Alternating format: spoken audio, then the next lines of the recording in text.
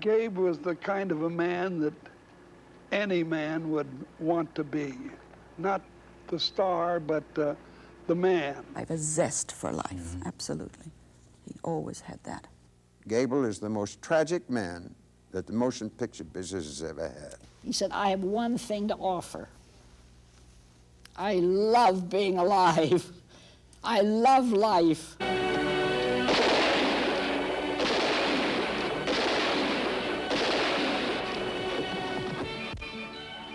Clark Gable. He appeared in 90 films, most of them surging with action, adventure, and danger. All the surefire Hollywood ingredients.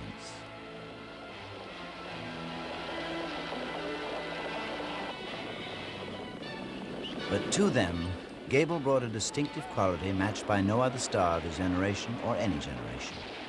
Surrounded by jeopardy, he seemed not only to belong, he seemed to be having one hell of a good time.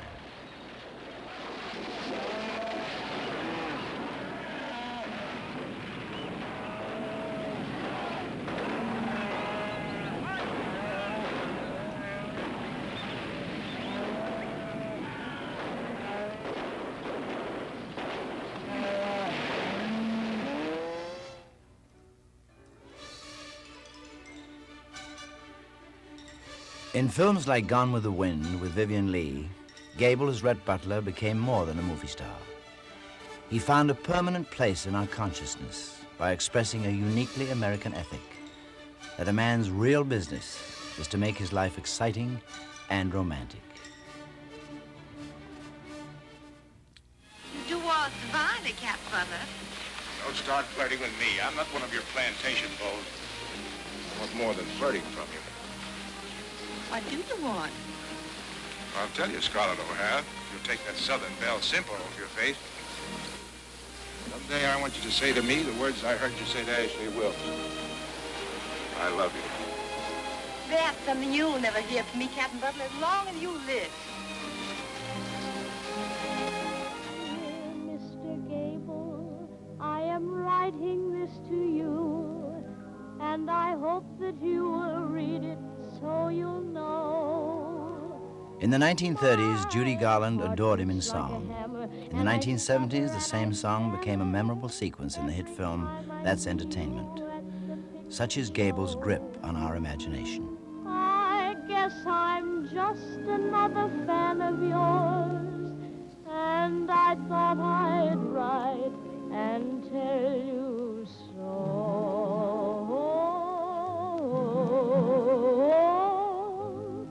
You made me love you. I didn't want to do it. I didn't want to do it. You made me love you. And all the time you knew it. I guess you always knew it. You made me happy. Sometimes you made me glad. But there were times, sir, you made me feel so sad. You made me sigh, 'cause I didn't want to tell you, I didn't want to tell you. I think you're grand, that's true, yes I do, deed I do, you know I do. I don't care what happens, let the whole world stop. As far as I'm concerned, you'll always be the top, 'cause you know you made me love you.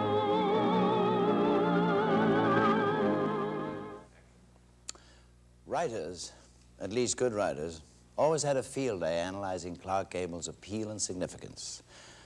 For instance, Ben Hecht wrote, "When Gable arrived, the movies became the most successful thing since the Roman Empire. Gable was America's dream of itself, a symbol of courage." Well, that's a tall order to fill, but Gable did it better than anybody else. Try to imagine any star today filling Gable's shoes as Rhett Butler in Gone with the Wind. and you'll see what I mean. Tonight, in highlights from his great movies, in rarely seen personal films, and in interviews with those who knew him best, we'll explore his life and career, the man and the myth, in Clark Gable Remembered.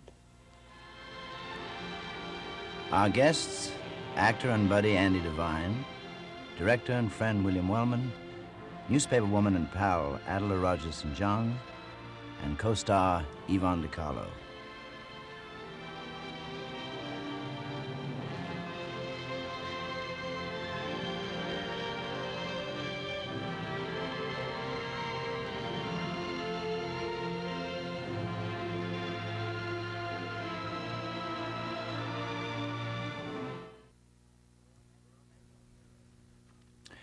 For a romantic hero who'd set women's hearts aflame, Clark Gable began his career in a strange way.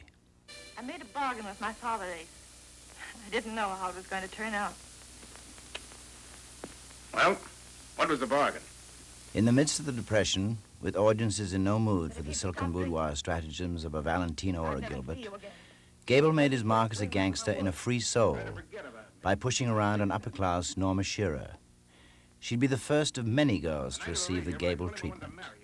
You did what? Cut that. Cut it now and leave it lay. Cut what? I don't know what you mean, I Ace. suppose when he got you home, he asked you to take it on the run and get me out of your system, huh? Please don't do that. I don't like No? it. Besides, what business is it of yours? You're an idiot. A spoiled, silly brat that needs a hairbrush every now and then. You're pretty good at that hairbrush sort of thing, aren't you? You ought to know. You're my girl, see, and you always will be. Even if I have to lick you to prove it. Salt. Garbage. They're good enough for a man when he's starving. So you'll do, too, baby. Thanks. You want to work with me? Yes, Mr. Gable. Jake. Yes, sir. Now beat it. Thank you. You better listen to what I'm saying, or I'll knock that smile off your face. Knock it off.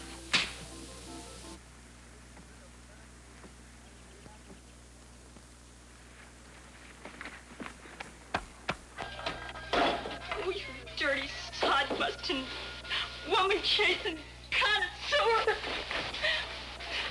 That's all, Prospector. Looks like she's in love with you, hermano.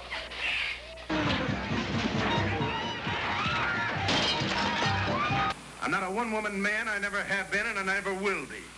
But if you want to take your turn...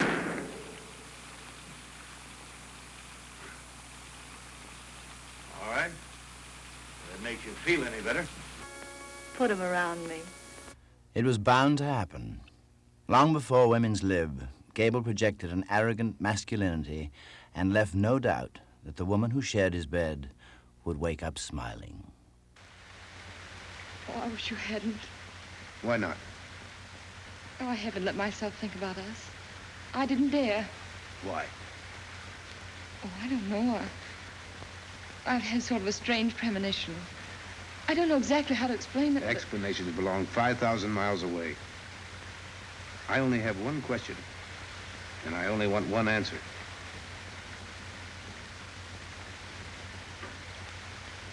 You know the answer. I don't want to know the answer. I want to have the answer.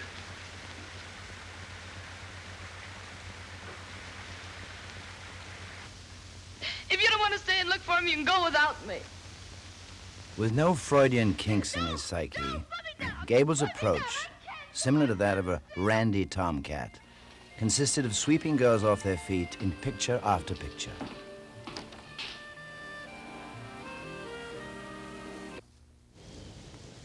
This is Gable doing his thing with Mary Astor in Red Dust in 1932.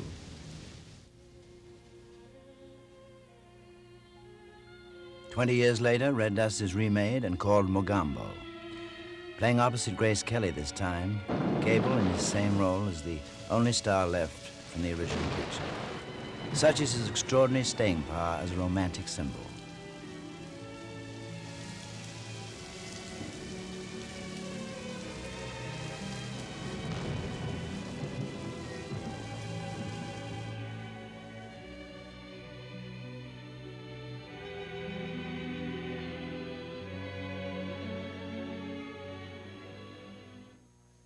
Born in 1901 in Cadiz, Ohio, William Clark Gable gave no hint of such remarkable things to come. Raised by a gentle stepmother, Clark would have a strong need for her, as he would later for other women in his life.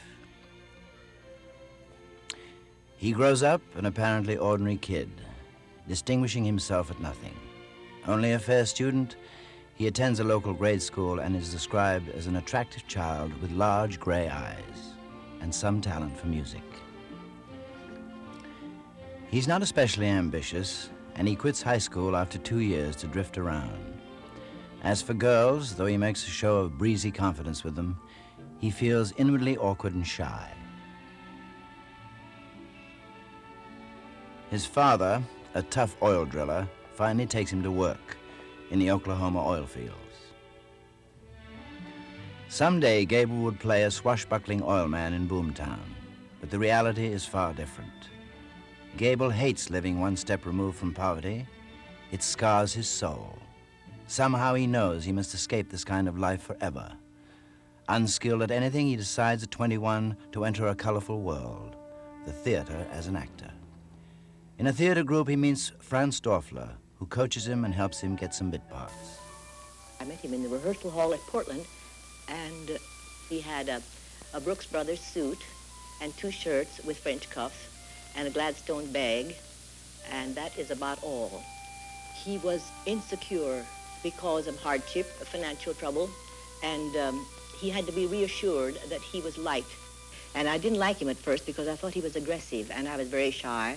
I had never had a beau, really, that I cared about, and so I resented him a little bit, but he was so kind and nice, and we always had banana cream pie for lunch every day, and he paid for that. And so one night, he asked me if I would rehearse his lines, and I did, and so he leaned over and kissed me, and that shocked me. I just sat there, and so I wasn't accustomed to it. But then I thought how wonderful this is. I met somebody that likes to be an actor, and so do I, and wouldn't this be fun? And so it didn't take me very long. Then I became so terribly fond of him that I couldn't bear to be away from him. But though apparently in love, marriage to a struggling actress is impractical for a young actor like Gable, driven by the lash of ambition. And finally, he breaks off with her. Besides, into his life has entered a second woman. Josephine Dillon is 14 years older than Gable, a former Broadway actress, now a dramatic coach with a sharp eye for natural talent. She agrees to take young Gable under her wing. Before long, Clark, dependent on her guidance, marries Miss Dillon, and together they collaborate on the creation of Clark Gable.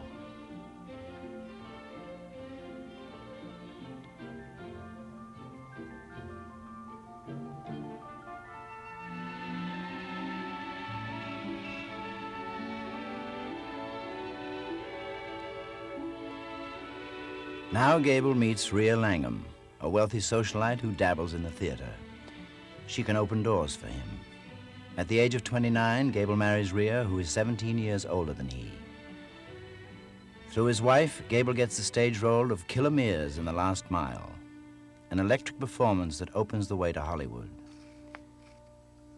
Gable now finds a home at MGM, where a few years before he had toiled as an extra, lost in crowd scenes.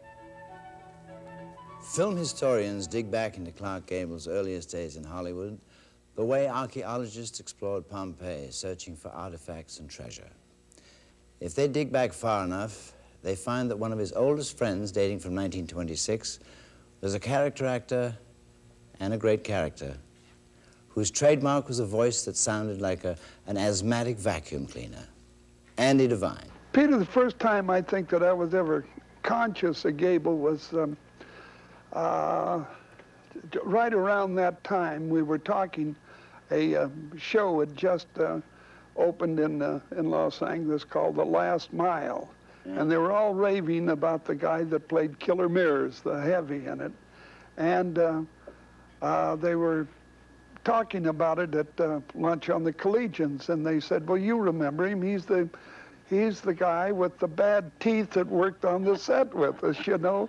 And I remembered him right away, but in the meantime, he had gotten his teeth fixed and had gone on, and I don't think anybody was ever had any ideas that he'd turn out to be the tremendous star that he did, because he was just another guy working extra, and I mean, the teeth did it for him. the teeth did it for him, I guess. Gable would ultimately make about $500,000 a year.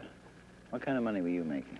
I think at that time I was under a stock contract at Universal, and I was doing all right. I think I was getting $45 a week. At that time, what promise, if any, did he give of becoming the star of the magnitude that he finally did? He was never really conscious of it. He was having fun and doing what he wanted to do, and whenever you called him the king or the stud or anything like that, he'd kind of giggle and hide his head like, like he'd been caught, you know. Yeah. And he was enjoying it because it was a game, and I remember one time we were all sitting around talking about how do you know when you've reached the pinnacle of your career? Yeah.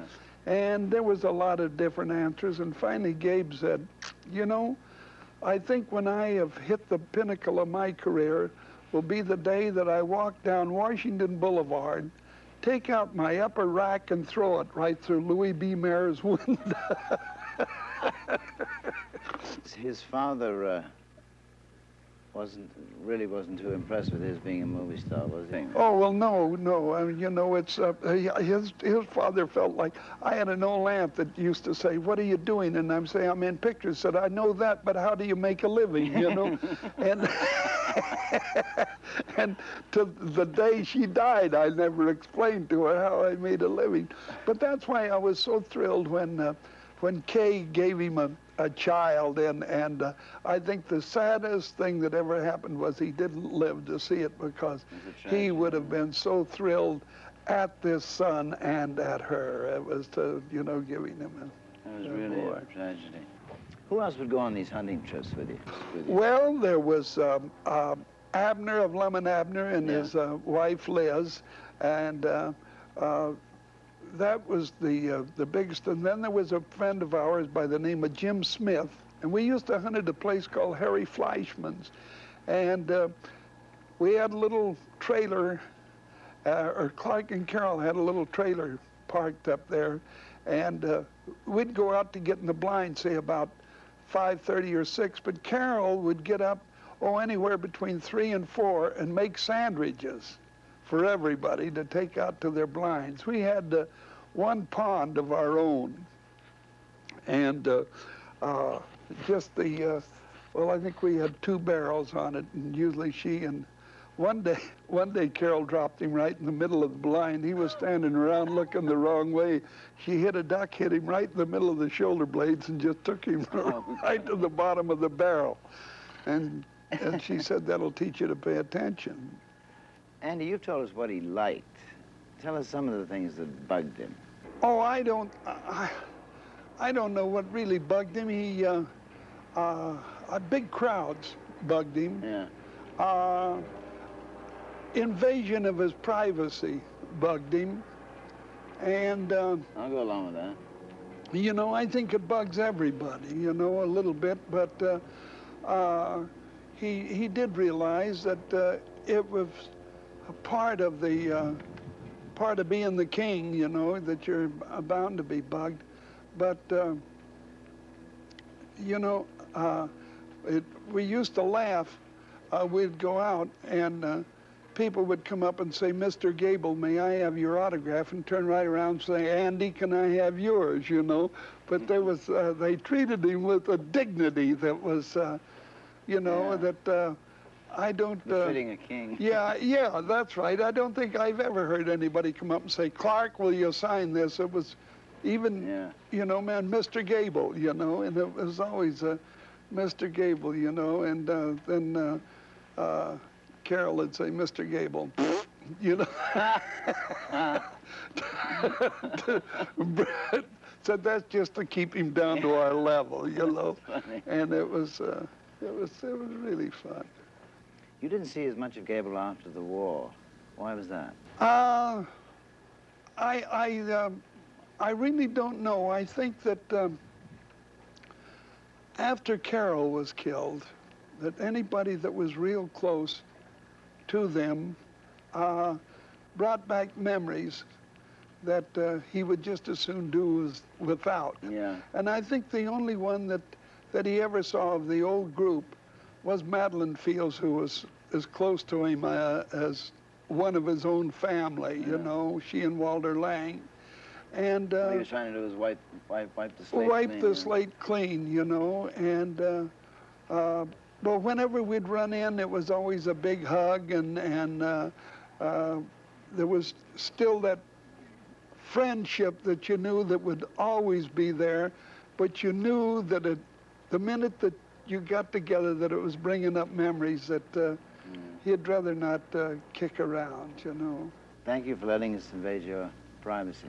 Peter, it's been wonderful, and to talk about and reminisce about Gabe is no invasion.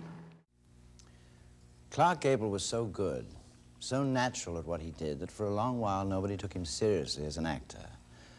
But in 1934, because he was giving MGM a hard time over being typecast, they decided to punish him by farming him out to Columbia for what was to be a minor movie directed by Frank Capra. To almost everyone's surprise, including Gable's, he won an Academy Award for his deft handling of classic scenes like The Night in the Motel, as Claudette Colbert finds herself safe from the rain, but not from Gable. Perhaps you're interested in how a man undresses. You know, there's a funny thing about that. Quite a study in psychology. No two men do it alike. You know, I once knew a man who kept his hat on until he was completely undressed. Yeah, now he made a picture. Years later, his secret came out. He wore a toupee. Yeah. You know, I have a method all my own. If you'll notice, the coat came first, then the tie, then the shirt. Now, according to Hoyle, after that, the pants should be next. It happened one night, was Gable at the top of his form, playing Gable. Shortly after, he did a film called Parnell, where he veered from his carefully crafted screen image, and it was a fiasco. Playing a sensitive Irish patriot, he proved that Gable, when he wasn't being Gable, could die in more ways than one. Now that I am overthrown, there will rise such a tide of fear and treachery as Ireland has never known before. Carry on my fight for Ireland, I charge you. See that Ireland is never defeated. Never defeated.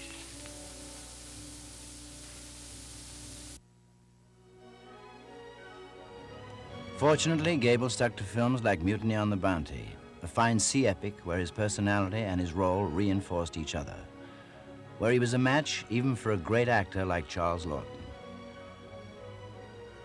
She's flying, Mr. Christian.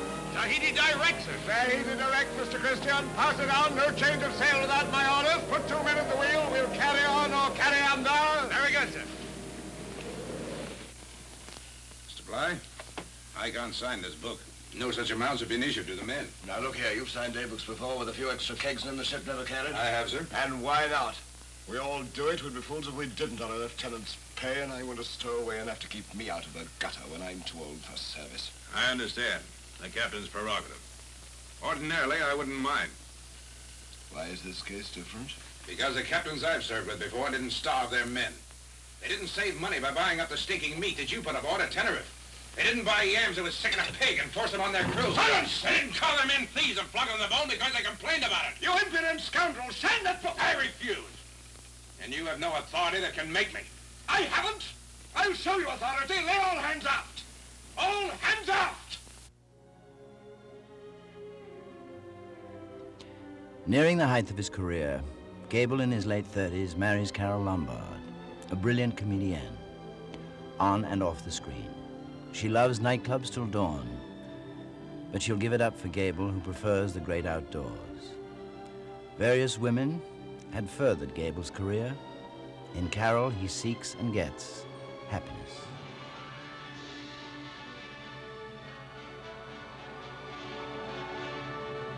1939, Atlanta, Georgia, the premiere of Gone with the Wind. Barely 10 years before, Clark Gable had been a struggling actor, insecure and unknown. By sheer force of ambition and personality, he's become the most famous star of his time, in the biggest movie of his time. Ladies and gentlemen, tonight I am here just as a spectator. I want to see Gone with the Wind the same as you do. And this is Margaret Mitchell's night and the people of Atlanta's night. Allow me, please, to see Gone with the Wind as a spectator. Thank you. From that night on, Gable not only played Red Butler, he became Red Butler. My dear, I could tear you to pieces with them. And I'd do it if it'd take Ashley out of your mind forever. But it wouldn't. So I'll remove him from your mind forever this way. I'll put my hands so, one on each side of your head. And I'll smash your skull between them like a walnut. That'll block him out. Take your hands off me, you drunken fool.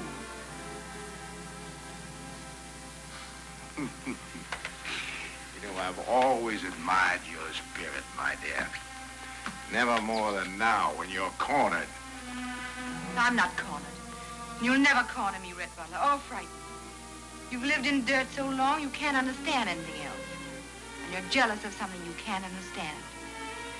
Good night.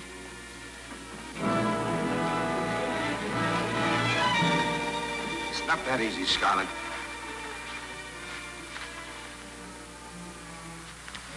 You turned me out while you chased Ashley Wilkes, while you dreamed of Ashley Wilkes. This is one night you're not turning me out.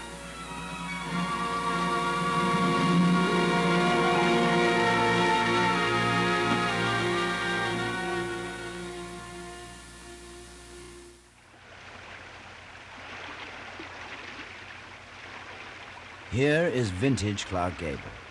In Call of the Wild, as in dozens of movies, Gable played a strong man involved with a beautiful girl, Loretta Young in this case. These were the days when you went not to the cinema, but to the movies. Call of the Wild was one of Clark Gable's memorable early hits. His director and friend was one of the most extraordinary men in the business. A high school dropout, he flew for the Lafayette Escadrille in World War I, then went on to direct such films as Wings, Public Enemy, A Star is Born, Borges, The High and the Mighty, Oxbow Incident. For various notorious reasons, all of which he is proud, he's known as Wild Bill Wellman. Bill, it's nice to see you again. Thank you. You're looking terrific. Well, for my age, yes. How do you account for Gable's enduring stature? Was he a very good actor? In your opinion? No. But you shouldn't take me literally, because I didn't get along very well with, as you know, with many of the stars. To me, the three big stars today, two are dead. That's Gable and Bogey. And one that's alive, you'll have to shoot him to kill him, you know.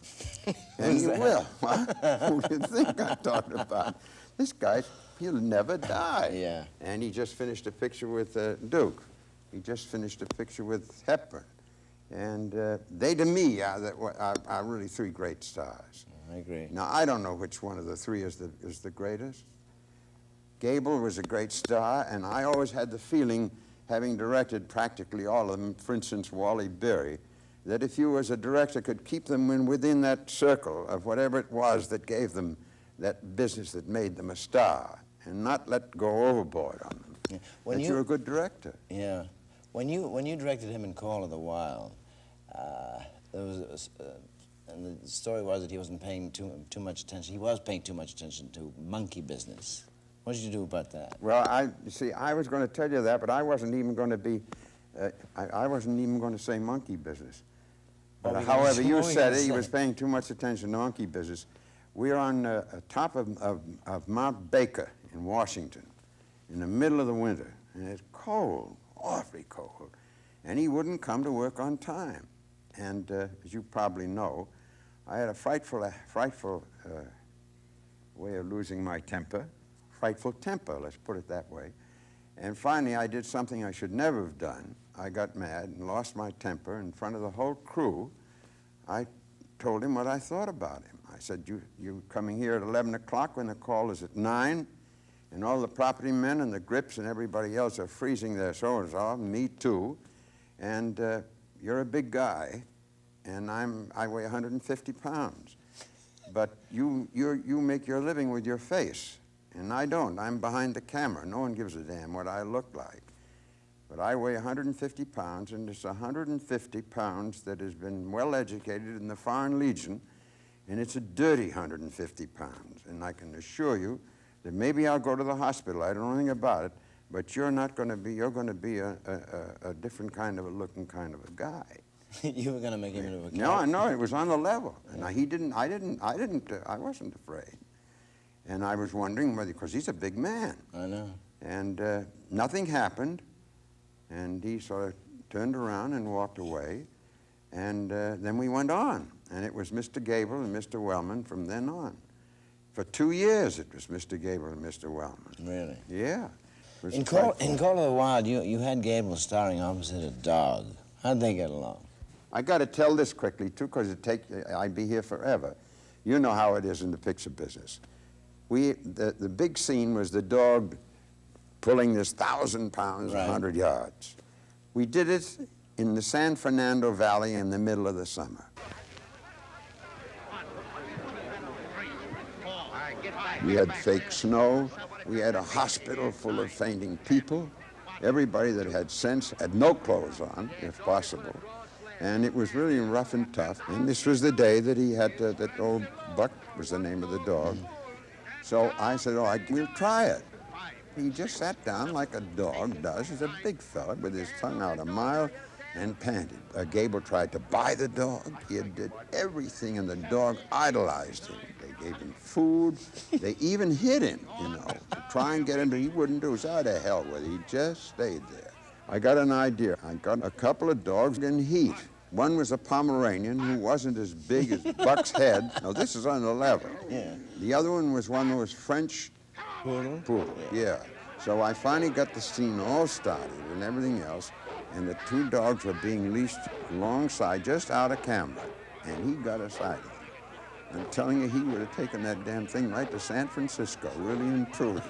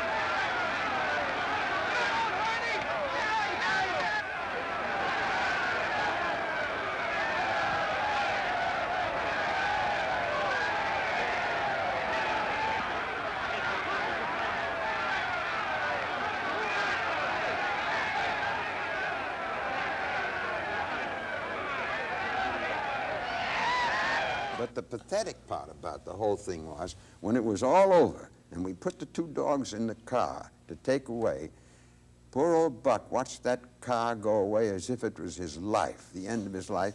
He would never speak to Gable again. Gable went over and tried to give him a titbit, and he snapped at him, and this is the tip. This is Gable to me.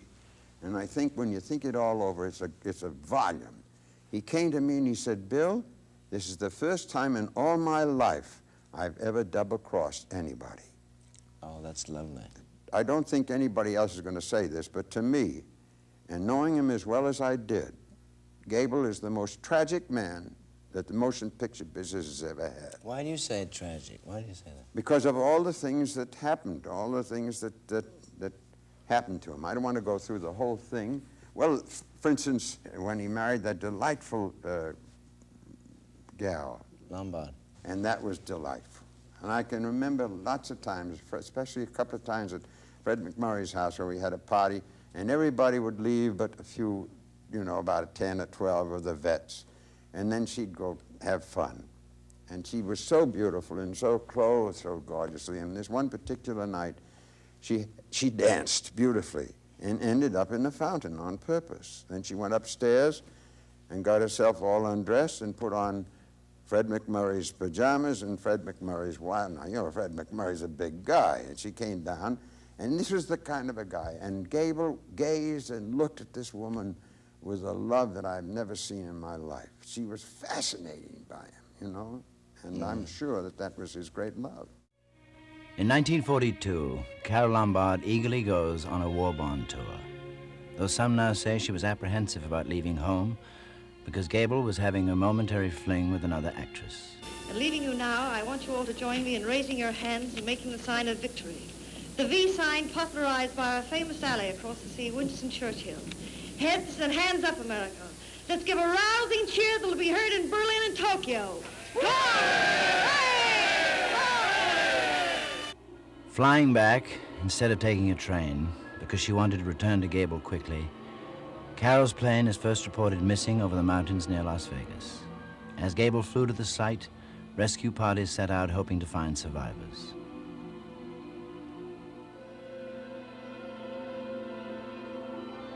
There were none.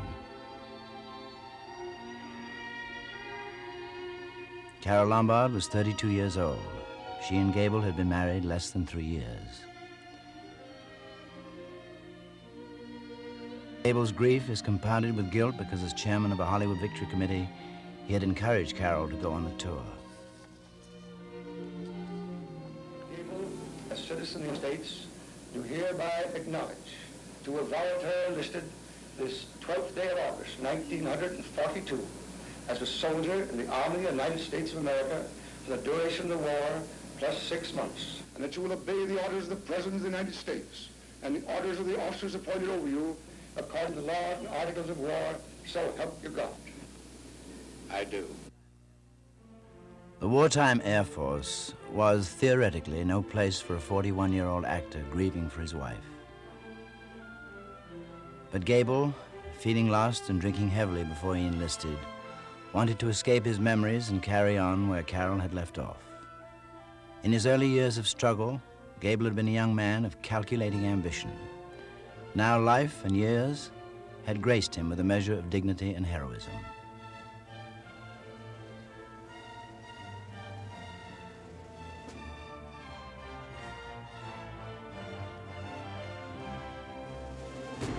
Though terrified of aeroplanes now, he became an aerial gunner. But the Air Force assigned him to produce training films and used him constantly for publicity.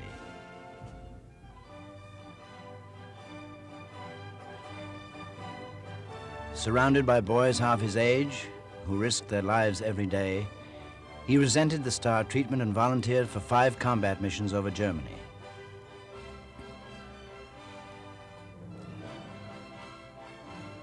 At war's end, Gable, approaching middle age, would return to Hollywood, uncertain about his life and his career.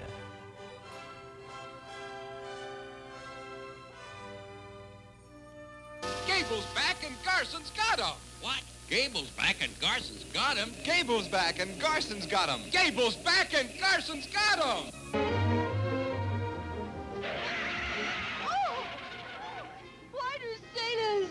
Recently, Greer Garson recalled that period in Gable's life. Everyone was so anxious to make this a very special film to celebrate Clark's return. Perhaps we all tried too hard, and it was a difficult time of readjustment for him personally. Carole was gone, and he must have been still so lonely for her.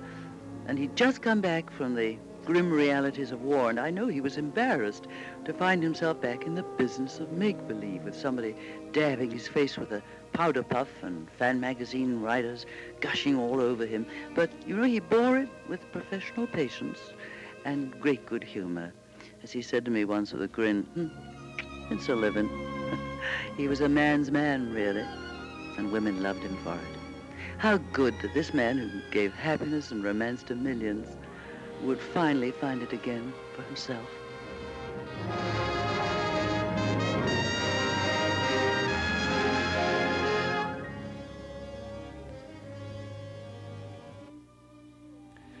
At the age of 48, a lonely Clark Gable takes his fourth bride, Lady Sylvia Ashley, former wife of Douglas Fairbanks Sr., and they commemorate their marriage by planting a tree.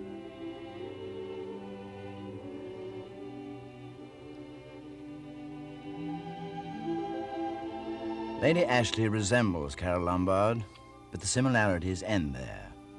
The marriage will end in less than 2 years. Clark Gable was never an easy man to know, especially during those tragic years. But someone who was close to him for many years, the good and the bad, was a newswoman, one of the best ever. She dates back to the swashbuckling days of William Randolph Hearst. Her latest book is Some Are Born Great. But what she doesn't know about Hollywood simply isn't worth discussing. Adela Rogers, St. John. Mrs. Johns, it's so nice to see you again after all these years. It's been a while. We worked at Metro together. I know, a long time. We did some research on Gable, and it suggested that during his early, tough, poor years, that he became a withdrawn, moody, tight-fisted man. Is that true? Nonsense. I mean... I had a feeling it would be nonsense. Yeah. At least, I mean, I knew him when he first came out here, and I found him very... For instance, my clearest first memory of Clark, he came down to my house in Malibu, one you know, to talk to me about replacing Jack Gilbert in a story of mine, because Gilbert couldn't talk. And so Mr. Gable was up for the part, and it was a glorious day, and my kids were all over the place. My son Bill was then 15 or something, and he said, Mr. Gable, do you want to go swimming? And Mr. Gable said, why? Bill said, oh, come on. Clark said, I haven't got any trunks. Bill said, I got all sizes of trunks, and went and got them. So poor Gable went out and went swimming with the kids, 8 or 10 of them, up and down the beach. Came back, you couldn't believe. He had seaweed hanging out of his ears and sand coming down and just a hair all over. And I said, what's the matter with you? Can't you swim? He said, I can swim, but not in that thing out there. He'd never been in the ocean before. People say to me, well, you knew Gable so long. And so, well, what about it? And I can wrap it up in only 2 words. He was a man. Absolutely. And you always knew he was in the room. Oh, yes, yes. And yet he never presence. did anything, you know, he came in quietly. And I remember the night of the famous fight with Dave Selznick. Were you there that night? No, it's one I missed. Well, I'm sorry you missed it, because that was 3 or 4 rounds of the best I ever saw. But Gable tried so hard to avoid it. You remember David was very belligerent, Dave Selznick. And he was a big guy, and they tell me a great barroom fighter. I never knew him in any barroom, so I don't know. But he was He didn't hang out in bars. antagonistic about things. And he finally brought this about, and he was much bigger than Clark, and he was the big producer and all of this. And Clark kept saying, no, no. He was trying his tried to walk away from best to walk away from it. And when Mr. Selznick wouldn't have it, he took him in about a half a round. I mean, Gable just walked in and said, all right, Butch, bang, bang. He was that tough. That was the end of that. You and he were such close friends, and was it, at least part of it, at least because of your children? No possible question. Gable adored children. He really did. And when he first came down to the beach to work with me, there was Bill, who was 12, and the kids, and all of Victor, who was about 13, and he loved to be with them. He loved, that's marvelous. He loved kids, but what about his reputation in Hollywood's, what do we call it, romantic Olympics? Well, I don't know. I knew Clark Very well, after Carol was killed, I saw him every day for a year.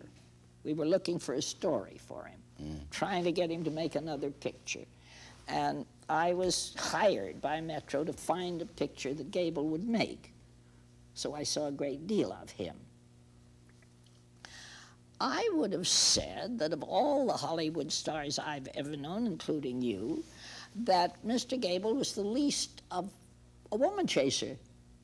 I always thought he was a little bit bored with the whole thing. You'd rather go hunting, yeah. In this order, hunting and fishing came first. Yeah. Well, to go hunting and fishing, you should go out camping. And see, this is one of the things that Carol did that was so wonderful. She learned to be a great camper, not to put the fire out, you know, but know what to do. He loved hunting, fishing, camping. He loved poker. Yeah. And he didn't like women in the game. He used to put up with me once in a while when I told him who brought me up. Was she a very social-minded person? I don't think after she met Gable and married him that Carol ever had a mind except to fulfill what she thought Clark wanted. And she knew he liked people, and she knew he liked them around to talk to, and she kept the house full of people and interesting things. And after she was gone, it was very rough on him because he didn't know just what to do about it. I know, he had it. And that's one of the reasons I saw so much of him about then, because I was looking for a story for him, and I'd go up to talk story, and I'd see he was alone for dinner, and he didn't want to be. And, for that, but nobody in the world would believe that, you know. Didn't want to be.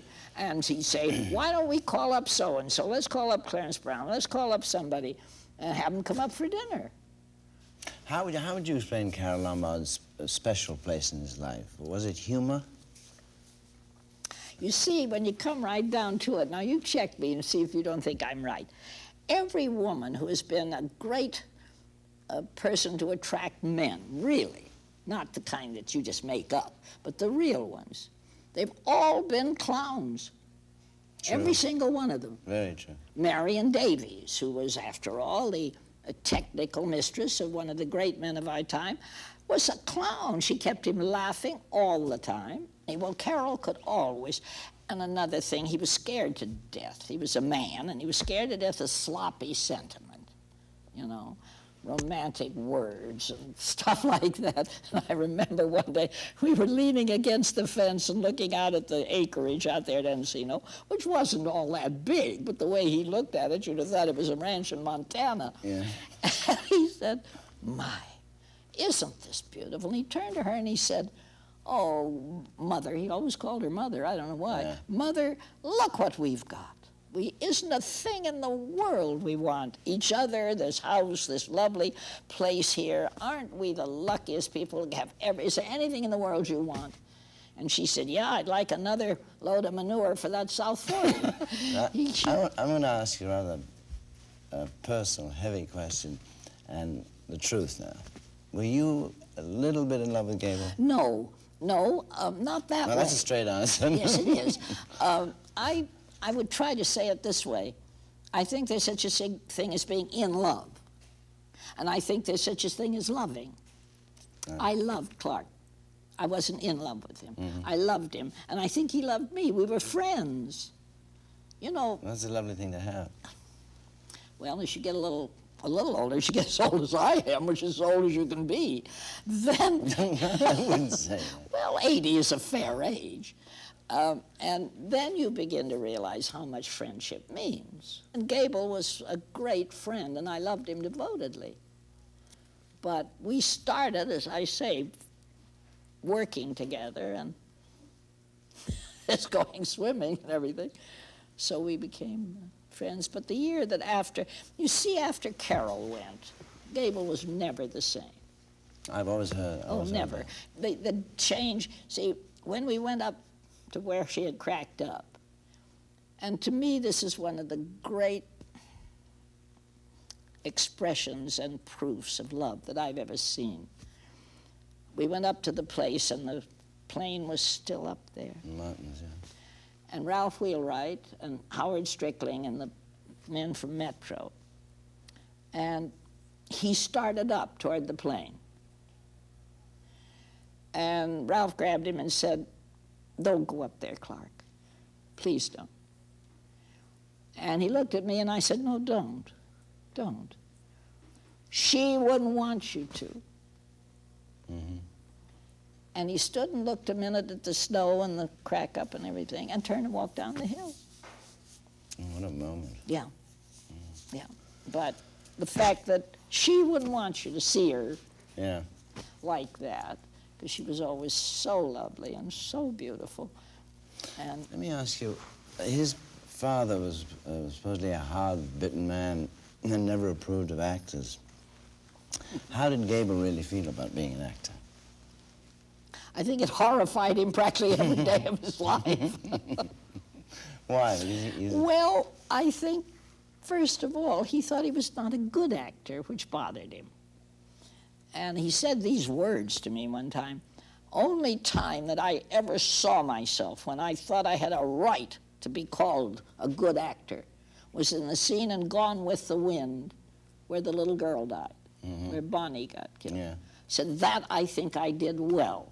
But he said That's the rest only of thing it, he thought he did the well? only thing I ever did in my whole acting career that satisfied me.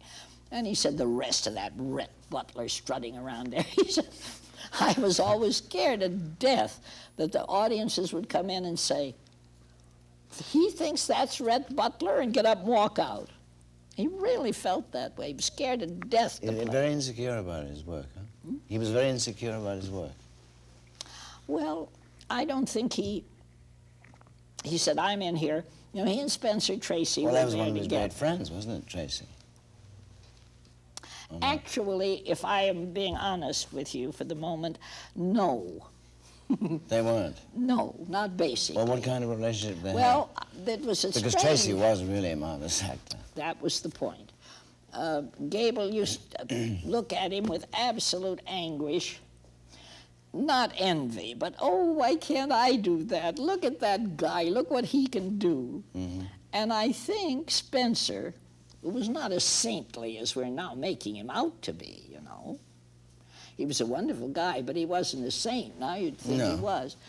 And I think that Spencer used to look at Gable and think he's a bigger star than I am and he can't act his way out of a paper bag, you know. I know exactly what you're doing. He's just in there on nothing but just being Gable. And on the other hand, Gable would have given anything to ever... He said, "I'm always Gable. I'm always me." He said, "Look at me strutting down the street there in San Francisco. You don't think of me as some guy that was born, grew up as a gambler in San Francisco. They still think I'm Clark Gable."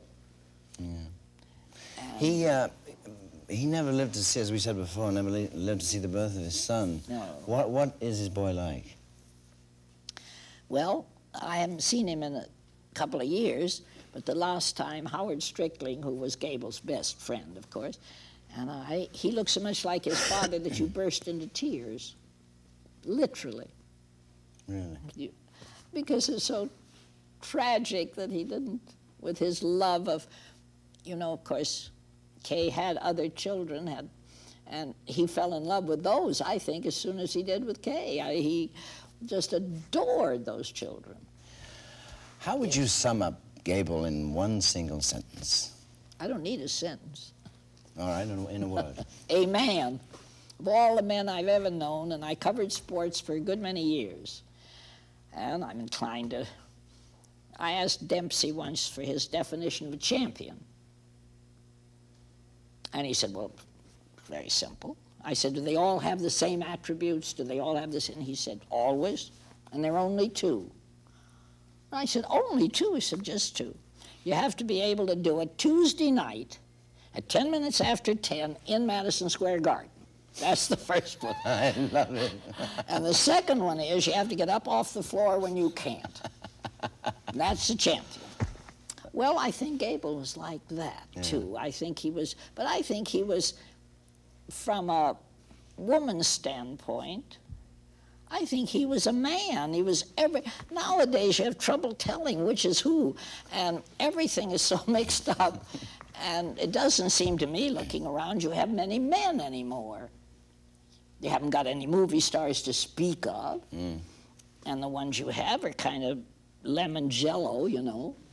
And it seems to me that a man like Gable was a man to the world, to men. You remember this. They hated Valentino, men. Men, yeah. And a good many other of the great stars that were matinee idols and such. They adored Gable. Men liked Gable. It's a very rare quantity. Had men, women, That's children. Well, that's what I mean by that whole Well, I thing. think that's a perfect I don't definition. think, he said, and he said these words. He said, I have one thing to offer. I love being alive. I love life. I have fun being alive. I like to do this. I like to do that. I like to go home and make love to my wife. And they take a look at me and say, you got an idea there, Butch. I'll go home and make love to their wives. He said, I think that's what I've had to offer. Well, I want to thank you so much for coming down, Miss St. John. Nice to see you I hope again. Clark heard us. I did. I'm sure he did. I Thank think you. so. In his 50s, Clark Gable marries Kay Williams, a girlfriend from the past who shares his love of the open sky and understands that she can never fully replace Carol Lombard in his heart. Life is good again, and the Gables will soon expect what he's always wanted, a child.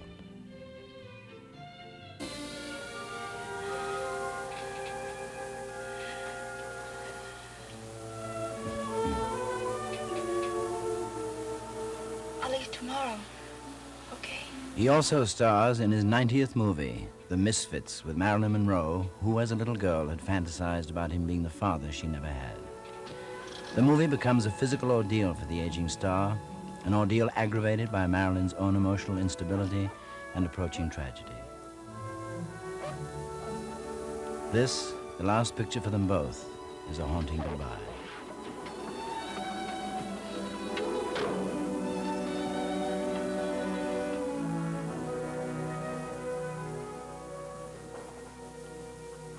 I bless you, girl.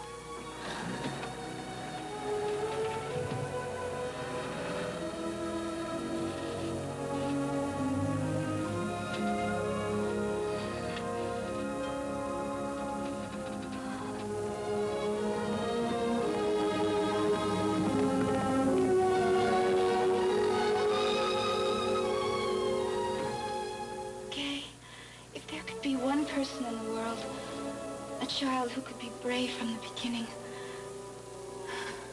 I was scared to when you asked me, but I'm not so much now, are you? No. How do you find your way back in the dark? Just head for that big star straight on. The highway's under it. It'll take us right home. Within 2 weeks after completing The Misfits, Clark Gable died of a heart attack.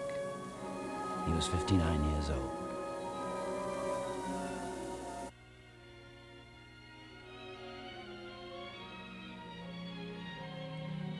Four months later, a child is born to Kay Gable.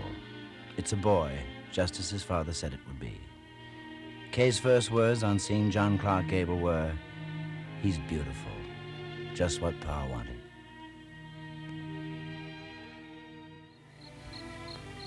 Howdy. I love man. He ain't a small man. My man is all man, and the only one for me. Moonlight was meant for lovers. Breezes were meant to sigh. Sounds like the gales we used to get off Rio Pongo. Obviously, Judy Garland wasn't the only one inspired to song by Clark Gable. Any more than was in Monte Carlo the only one moved to passion. To all those places? He's been gone nearly 15 years now, yet he still lingers in our minds. He, Rhett Butler, Fletcher Christian, and all those other adventurers, reporters, and rogues. Young, hungry, until he got his... Because of his screen image, there's been unavoidable speculation about Gable's own romantic prowess. Miss Lombard, with typical candor, said frankly that in real life, Gable was no Gable. But how many men are? What matters here, however, is that on the screen he was able to project for us a romantic ideal. Who are you then? In the words of one screenwriter, he was as masculine as a battering You think I've ram. got freedom? I got a past I'd like to forget. But I can't run away from it. No more than you can run away from what you are.